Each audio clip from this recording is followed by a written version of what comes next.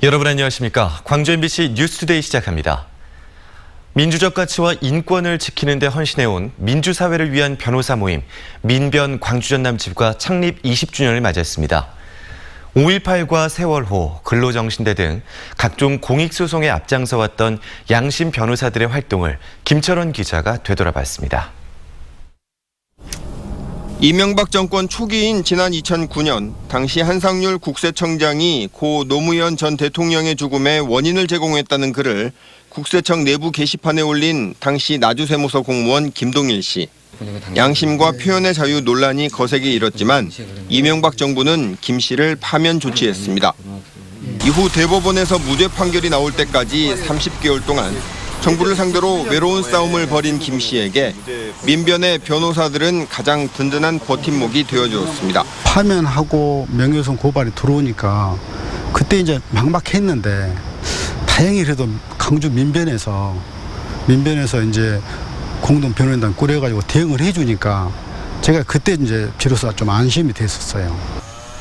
민주사회를 위한 변호사 모임 광주 전남지부 변호사들은 우리 사회 민주주의가 위기에 처했을 때 또 사회적 약자들이 부당한 일을 당했을 때마다 앞장서 왔습니다. 국가보안법 위반 사범 등 각종 시국 사건은 물론 광주 인호학교 성폭력 사건과 근로정신대 할머니들의 일본을 상대로 한 싸움, 남영전구 노동자들의 수은 중독 사건, 최근에는 전두환 회고록 소송 등을 맡아왔습니다. 미쯔비시와 16차례 공식적인 협상 과정에 자신의 시간과 어떤 그 모든 열정 또 자신의 오히려 호주머니까지 털어가면서 피자들과 함께 손잡고 같이 아파하면서 왔던 모습들이 올해로 창립 20주년을 맞은 민변 광주 전남지부는 기념식을 갖고 앞으로도 사회적 약자와 민주주의를 위해 헌신할 것을 다짐했습니다. 역할과 시대 정신과 또 우리 사회 여러 가지 불합리에 대해서 시민들과 함께 고민하고 그 소통을 바탕으로 제도 개선하고 함께 해결해가는 그런 노력들 열심히 더 하겠습니다. 변호사들이 우리 지역 사회에서 양심의 리트머스 시험지와도 같은 역할을 계속 이어나갈지 주목됩니다. MBC 뉴스 김철원입니다. 전국의 학교 비정규직 노동자들이 광주시 교육청 앞에서 결의대회를 열고 공정임금제 시행을 위해 즉각 교섭에 나서라고 촉구했습니다. 학교 비정규직 연대회의는 공정임금제 시행과 비정규직의 정규직화는 정부와 대다수 교육감들의 공약이었다며 집단교섭의 주관 교육감인 장휘국 광주교육감이 책임을 지고 교섭에 나설 것을 요구했습니다. 조선대학교 치매국책연구단이 네이버 비즈니스 플랫폼과 치매 예측 인공지능 개발을 위한 업무 협약을 체결했습니다. 이번 협약에 따라 조선대 연구단과 네이버는 치매 예측을 위한 데이터 분석과 클라우드 제공, 인공지능 알고리즘 개발 등의 사업을 공동으로 추진하고 정부 공모 사업에 선정될 수 있도록 공동으로 노력하기로 했습니다. 오늘도 흐린 가운데 더운 날씨가 이어지겠습니다. 현재 레이더 영상 보시면 중부지방에는 정체전선이 머물러 있는데요. 이 전선의 영향으로 우리 지역에도 현재 산발적인 빗방울이 떨어지는 곳이 있습니다. 이 빗방울은 오전 중에 모두 그치겠고 오늘은 대체로 구름만 많은 날씨가 이어지겠습니다. 낮 동안에는 비가 주춤하는 데다 이 구름 사이로 볕이 강하게 내리쬐면서 기온이 높게 오르겠습니다. 광주의 낮 최고 기온 30도 안팎까지 올라 덥겠는데요. 장기간 비가 이어진 탓에 습도가 높아서 후텁지근하겠습니다. 한낮에는 통풍이 잘 되는 시원한 옷차림이 좋겠습니다. 한편 내일과 모레도 맑은 날씨를 기대하긴 어렵겠습니다. 정체전선이 우리 지역 쪽으로 남하하면서 내일 낮부터 밤사이 비가 오락가락하겠고 추석 연휴 첫째 날인 목요일에도 오전 중에 비가 지나겠습니다. 날씨 정보였습니다. 민간공원 특례 사업에 바람잘 날이 없습니다. 우선협상 대상자 선정 과정에서 불거진 특혜 의혹으로 검찰의 수사를 받고 있는 상황에서 시간에 쫓기는 광주시가 너무 건설사의 입장대로만 끌려가는 것이 아니냐라는 지적까지 일고 있습니다. 송정근 기자가 보도합니다. 민간공원 특례 사업의 우선협상 대상자 선정 과정에서 불거진 의혹으로 지난주 검찰의 압수수색을 당한 광주시. 공원 일몰제에 따라 내년 6월 말까지 사업을 완료해야 하는 광주시가 당혹스럽게 됐습니다. 여기에 최근 중앙공원 1, 2지구 우선협상 대상 건설사들의 배를 불려줬다는 의혹까지 제기됐습니다. 우선협상자 선정 당시에 건설사들이 제시했던 용적률을 완화시켜 건설사들이 더 많은 아파트를 지을 수 있도록 해줬다는 겁니다. 제한서 규정을 어기고 고무줄처럼 늘렸다 줄였다 하는 그 광주시의 행정이 또 다른 의혹을 낳는. 이에 대해 광주시는 당초 예측보다 금융비용이 증가해 건설사들이 사업을 포기할 수도 있는 상황이어서 어쩔 수 없는 조치였다고 해명했습니다.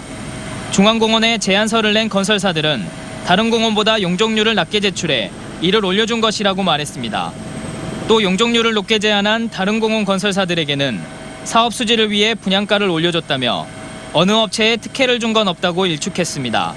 광주시는 검찰 수사와는 별개로 늦어도 다음 달 안으로 우선협상 대상자와 협약 체결을 마무리하고 내년 3월까지 실시 인가를 마칠 계획이라고 말했습니다. 하지만 검찰 수사 등에서 위법 사실이 드러나게 될 경우 계획대로 사업이 진행될 수 있을지 의문입니다. 시민단체들은 시간에 쫓긴 광주시가 건설사가 원하는 대로 끌려가는 게 아니냐며 공사 원가 공개를 요구하고 있어 갈 길 바쁜 광주시를 곤혹스럽게 하고 있습니다. MBC 뉴스 송정근입니다. 아파트 공급 과잉 논란과 함께 수급 조절책이 필요하다는 지적이 나오고 있습니다. 광주시에 따르면 지난 2015년 37만 6천여 가구이던 광주 지역의 아파트 가구 수가 2017년에는 39만 5천여 가구로 증가하면서 주택 보급률도 105.3%까지 치솟았습니다. 이런 가운데 재개발과 민간공원 등이 추진되면서 3, 4년 안에 아파트 2만 가구가 추가로 공급될 전망입니다. 반면 광주의 인구는 계속 줄어들면서 2033년에는 140만 명이 무너질 것으로 예상돼 자치단체 차원의 주택 수급 대책이 필요하다는 지적이 나오고 있습니다.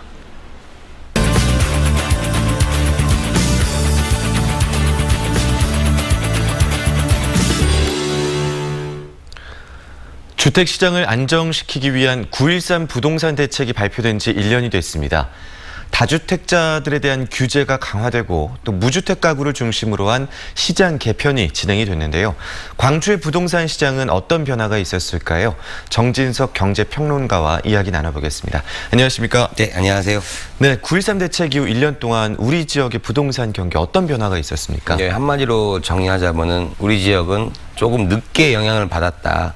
9.13 대책이 발표되고 나서 2019년 1월까지는 상승세를 기록하다가 네. 1월 이후부터는 이제 상승세를 반납하면서 이제 가격이 안정화되기 시작했는데요. 네.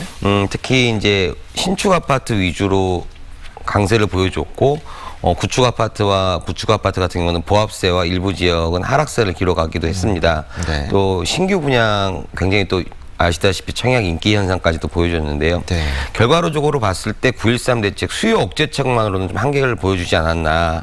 내부적으로 봤을 때는 아직도 부동산 시장에 대해서 네. 재테크 열풍이 계속 지금 좀 어떻게 보면 부글부글 끓어오고 있다라는 그런 표현이 좀 맞을지 모르겠습니다. 그렇게 좀 하고 있는 상황이라 네. 공급 대책이 없는 수요 억제책만으로는 한계를 보여준 정책이다라고 정의할 수 있겠습니다. 네. 또 최근에는 민간 택지 분양가 상한제 네. 적용 시점을 놓고 의견이 분분합니다. 언제쯤으로 예상을 하십니까? 정부에서는 부처 간에 이견이 있던데요. 네, 지금 뭐 아시다시피 홍남기 경제부총리와 김현미 국토부 장관끼리 이제 실시 시기를 놓고 지금 이견을 보이는 게 사실인데요. 네. 이 문제가 이제 지난번 방송에서 언급을 했었지만요.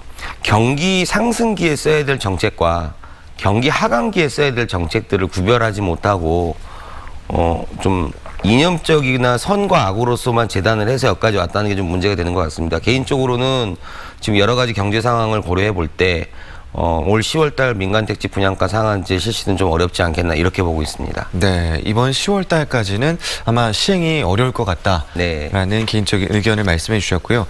분양가 상한제가 시행이 된다면 지역 부동산에는 또 어떤 영향을 미칠까요? 네, 이게 어떻게 보면 저희 제일 관심이 좀 많이 가실 것 같아요. 네. 좀 양면성을 가지고 있습니다. 상한제가 실시가 된다는 가정하에서 놓고 본다고 하면은 우리 지역의 부동산 가격이 일부 국지적 오름세가 좀 나올 가능성이 굉장히 높다라고 봐야 될 것 같습니다. 네. 과거 2013년도, 14년도 서울 지역 경기가 부동산 경기가 안 좋았을 때 광주는 굉장히 급상승한 또 사례도 있거든요. 네. 이런 거를 봤을 때는 내년도 지금 추가 금리 인하와 확장 예상까지 편성된 상황에서 유동성으로 인한 가격 오름세 현상이 충분히 나올 수 있다라고 지금 보이는 게 맞고요. 네. 이제 걱정되는 것은 만일에 이런 가격 오름 현상이 나왔을 때 좀 함정도 있고 또 이런 게 어떻게 보면은 좀 약간의 위험 신호도 같이 주는 좀 상황이 좀 있어가지고요. 개인적으로는 내년 시장이 더욱더 예측하기 힘든 그러한 안개 속으로 빠질 형국이라고 생각하고 있습니다. 네, 그렇군요.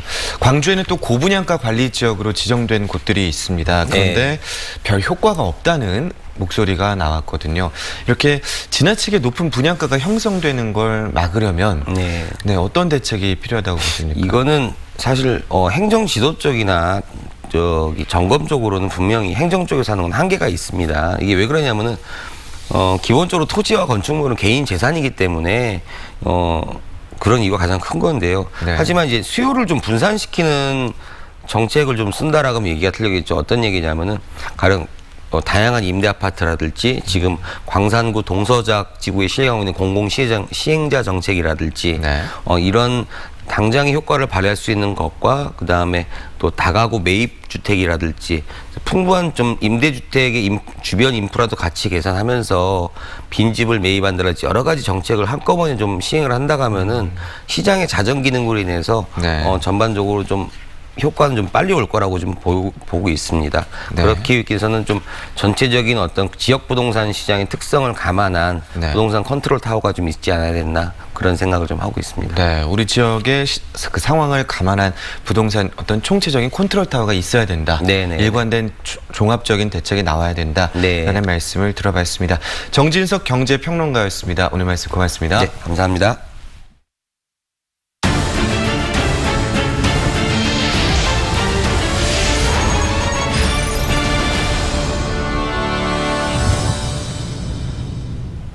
추석을 앞두고 인터넷 쇼핑으로 소고기 선물 준비하는 분들 많으시죠? 원산지 확인을 꼼꼼하게 하셔야겠습니다. 직접 보고 사는 것이 아니다 보니까 이 소고기의 원산지를 속여서 파는 행위가 기승을 부리고 있습니다. 우종훈 기자가 취재했습니다. 유명 인터넷 쇼핑몰에 올라와 있는 쇠고기 선물 세트입니다. 소비자들 사이에서 맛이 좋기로 유명한 장흥 한우를 소개하고 있습니다. 실제로 주문을 통해 배송받을 상품에도 장흥 한우라 쓰여 있습니다. 하지만 이 쇠고기는 장흥 한우가 아닙니다. 순천이네요. 순천이죠. 이건 잘못된 거죠.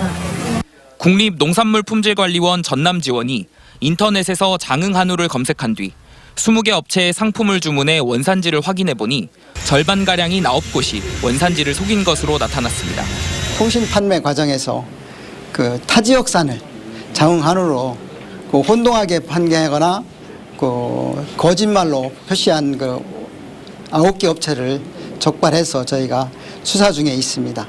식육점이나 유통업체에서 원산지를 둔갑시키는 경우도 여전했습니다. 진열대에 한우라고 써놓고 판매한 한 업체.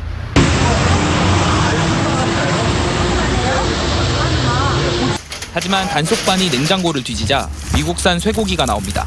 이같이 냉동된 상태의 값싼 고기를 정육하고 나면 이처럼 소비자가 육안으로 구분하기 힘들다는 점을 이용했습니다. 이 정육점은 2년간 미국산 쇠고기를 한우로 속여 팔아 1,800여만 원을 챙겼습니다. 비밀 창고에다가 미국산 목심하고 갈비살을 보관해놓고 비밀리에 필요한 만큼만 갖다가 판매를 했다는 겁니다. 쇠고기 이력제 등 원산지 사기를 막는 각종 제도가 시행되고 있지만 현장에서는 이런 제도가 무색하게 원산지 사기가 기승을 부리고 있습니다. MBC 뉴스 우종훈입니다. 광주지방경찰청이 이번 추석 연휴 기간 동안 집중 음주 단속에 나설 예정입니다. 경찰은 연휴 전날인 내일부터 마지막 날인 15일까지 광산나들목을 비롯한 광주 8개 지역에서 가용 인력을 모두 동원해 특별 교통관리 근무에 나선다고 밝혔습니다. 추석 연휴 동안 광주 지역의 음주 사고는 끊이지 않고 있는데 2016년에는 11건의 음주 사고가 있었고 2017년에는 16건, 지난해에는 13건의 음주 사고가 발생해 총 40명이 다쳤습니다. 광주 전남 지역의 수능시험 지원자 수가 작년보다 큰 폭으로 줄었습니다. 광주시 교육청이 수능 원서 접수를 마감한 결과 지원자가 18,563명으로 지난해보다 1,787명, 비율로는 8.8% 줄어든 것으로 집계됐습니다. 전남의 경우도 지원자 수가 15,900여 명으로 1년 전보다 9.8% 줄었습니다. 특히 광주 전남 모두 재수생은 소폭 증가한 반면 재학생 지원자 수가 작년보다 2,000명 안팎씩 감소한 것으로 나타났습니다. 비보다는 바람이 강했던 태풍 링링은 농촌에 큰 상처를 남겼습니다. 특히 과수 농가가 큰 피해를 입었는데요. 풍성한 한가위를 기대했던 농심은 태풍과 함께 무너져 내렸습니다. 이재원 기자입니다. 시장에서 팔려야 할 배가 과수원 여기저기에 널브러져 있습니다. 주워 담은 지 불과 1시간 남짓 만에 떨어진 배가 담긴 바구니가 수북히 쌓였습니다. 떨어지기는 요 밑에 같은 데는 한 50% 떨어졌다고 보죠. 바람이 그래놓은 게 어찌고 할 수가 없죠. 심정은. 조생종은 어느 정도 수확을 마쳐 피해를 줄였지만 추석 대목을 노렸던 중만생종 배는 태풍을 피해가지 못했습니다. 출하 시기가 다가오면서 배의 무게가 크게 늘었고 가지를 지탱할 수 있는 시설물을 설치하기 어려워 낙과 피해가 컸습니다. 전남 지역에서만 1,000헥타르가 넘는 과수원에서 배가 낙과 피해를 입었고 사과와 감도 100헥타르 가까이 피해를 입었습니다. 바람이 강했던 태풍 탓에 4,000헥타르에 가까운 농지에서도 추수를 앞둔 벼가 쓰러졌습니다. 정말 가슴 아픕니다. 저게 다 농민으로서 자식과 같은 배거든요. 낙과된 배들이 정말 마음 아픕니다. 농협은 5천억 원의 긴급 자금을 편성해 피해 농민 지원에 나서는 한편 보험금이 신속하게 지급될 수 있도록 조치를 취하기로 했습니다. 특별재난지역은 정부가 아마 판단해야 될 것 같은데요. 농협 입장에서는 어떤 특별재난지역이라고 가정하고 농민들의 그 피해를 최소화할 수 있도록 하려고 하고 있습니다. 강한 바람을 동반한 채 농촌을 휩쓸고 지나간 태풍 링링. 풍성한 한가위를 기대했던 농심은 떨어진 과일과 함께 속절없이 주저앉았습니다. MBC 뉴스 이재원입니다. 이처럼 자연재해는 반복되고 있지만 재해보험 가입은 오히려 줄고 있습니다. 정부는 어민들에게 재해보험 가입을 권장하고 있지만 수백만 원에 이르는 보험료가 부담이 되기 때문입니다. 양현승 기자가 취재했습니다. 지난 주말은 올 들어 전복 양식장의 최대 위기였습니다. 연례 행사인 적조와 고수원 피해는 비켜갔지만 끝내 태풍을 맞았기 때문입니다. 전복 양식장을 위협하는 자연재해는 해마다 반복되고 있지만 보험 가입은 갈수록 줄고 있습니다. 지난 2016년 완도군에 50%대였던 재해보험 가입률이 올해는 30%대에 그쳤습니다. 1년 소멸성 보험에 적게는 수백, 많게는 수천만 원이 드는 보험료 부담 때문입니다. 더욱이 2015년 적조, 2016년 적조와 고수원, 2018년 태풍 쏠릭과 콩레이 등 잇따른 재해에 올해 보험료는 30%가량 할증됐습니다.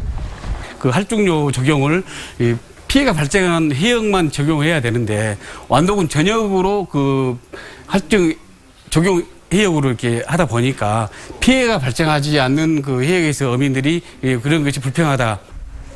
갑자기 줄어든 피해 인정 기준도 문제. 4cm 미만은 3,400마리에서 1,600마리로 절반 이상을, 7cm 이상 자란 전복은 1,300마리에서 800마리로 보장 기준이 대폭 축소됐습니다. 보험 보장 대상이 안 된다고 양식 중인 전복을 버릴 수도 없고 허가구역 밖에 시설을 확대할 수도 없어 애당초 보험 가입을 포기하는 겁니다. 어민들이 지금 작년 기준으로 해서 전부 다 입식을 해놨는데 그 제도가 그렇게 돼버리면 이 생산자들은 보험을 어떻게 들 수가 없지 않습니까? 완도군은 연좌제처럼 모든 양식장에 적용되는 할증 제도를 권역별로 달리하고 보장 기준도 유예기간을 놓고 바꿔야 한다고 정부에 개선을 요구하고 있습니다. MBC 뉴스 양현승입니다. 광주시가 5조 7천억 원 규모의 제2회 추가 경정 예산안을 시의회에 제출했습니다. 광주시는 경제 활성화와 미세먼지 대응 등 국가적인 현안과 지역 활력 사업에 필요한 예산 5조 7,751억 원을 추경에 편성했다고 밝혔습니다. 사업별로는 미세먼지 대책 추진 256억 원, 일자리 사업 86억 원 등이고 제1회 추경에 비해 1,700억 원가량 증가했습니다. 광주시가 추석 명절을 맞아 시민들의 편안한 성묘를 위해 종합 대책을 추진합니다. 광주시는 오늘까지 묘역 청소와 벌초 등을 마무리하고 영락공원 제1, 2추모관에 임시 분향소 44곳을 추가로 설치할 계획입니다. 또 추석 연휴인 12일부터 15일까지 지원 15번 등 시내버스 3개 노선을 170회가량 늘려서 운영할 예정입니다. 태풍 피해를 입은 중소기업과 개인에게 긴급 경영자금이 지원됩니다. 광주은행은 피해 시설 복구와 금융 비용의 부담을 줄이기 위해 태풍 피해를 입은 중소기업에 업체당 3억 원, 개인에게는 3천만 원의 한도로 모두 1,000억 원의 긴급 경영 안정 자금을 지원하기로 했습니다. 또 만기가 도래하는 대출금을 보유하고 있는 경우에는 별도의 원금 상환 없이 1%포인트의 대출금리 감면을 적용해 기한을 연장하고 분할 상환금 유예도 시행하기로 했습니다.